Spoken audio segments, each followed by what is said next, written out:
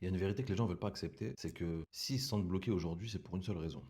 L'ego. Et le problème de l'ego, c'est tellement subtil qu'on ne se rend pas compte qu'en réalité, c'est juste notre cerveau qui nous ment à nous-mêmes. Parce qu'en réalité, l'ego, c'est juste notre part d'ombre. Et notre part d'ombre, elle sert à quoi?